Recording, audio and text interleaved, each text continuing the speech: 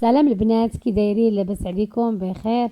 كي دايره الصحه ديالكم والاحوال ديالكم؟ كنتمنى تكون الاحوال ديالكم طيبه وعلى ما يرام. وكذلك كي دايرين مع هذا البرد هذا العام؟ كيبان ليا مبرد خصوصا في المنطقه ديالنا، والحمد لله على كل حال.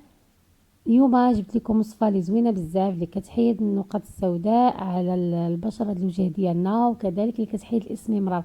كنقول للبنات اللي كيعانيو من المشكل ديال الاسمرار، كنقول لهم جبت لكم الوصفه اللي غادي تهنيكم من هذا المشكل اللي عندكم، ولكن خاص المداومه.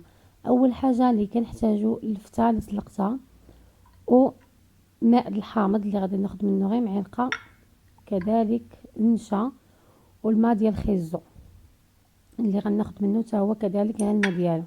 شديته وحكيته في المحكه وخديت الماء ديالو. بسم الله، نبداو على بركه الله. اول حاجه اللي كنبداو بها هي اللفته اللي كنشدها وكنمعسها مزيان. اللفته ديالنا خصنا نمعسوها مزيان مزيان مزيان. المهم كنشكر اي وحده تابونات عندي، اي وحده خلات لي تعليق، كنشكركم جزيل الشكر، وكنقول لكم لا يخدكم عليا. المهم على ما نمعس اللفته ديالي ورجع عندكم ان شاء الله. من بعد ما معست اللفته مزيان كما قلت لكم، خاص اللفته تمعس مزيان. غادي ناخذ 2 معالق ديال النشا. انا غادي ندير 3 د المعالقات، من المعلقه الثالثه حتى الاخر عاد نديرها، حيت ملي استعملت 2 معالقات الخليط بقى ليا جاري. خاص الخليط يكون بحال شكل الكريمه.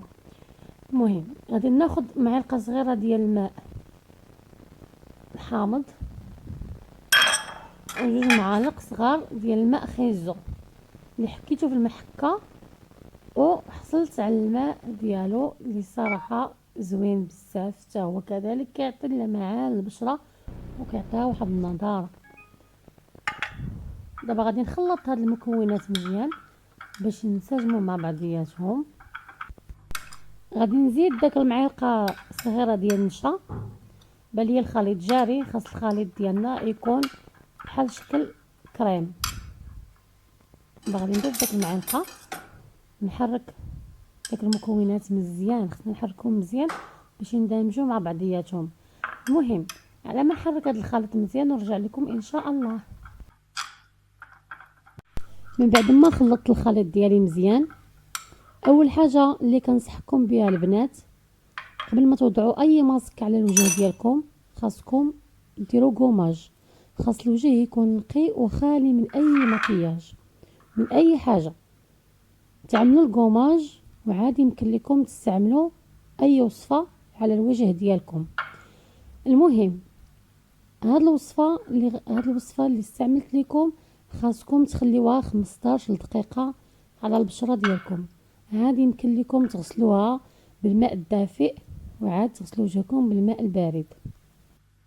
من بعد ما تغسلوا وجهكم وضعوا شي كريم اللي عندكم متواجد في الدار. ما عندكمش استعملوا زيت البلديه او فازلين، ولكن ملي تفيقوا في الصباح غسلوا وجهكم بالصابون، حيت زيت البلديه ما كتحملش مع الشمس الا كنتو خارجين. المهم كنقول لكم تهلاو في راسكم، وان شاء الله نتلاقاو في فيديو جديد، وما تبخلوش عليا بابوني. بسلامه.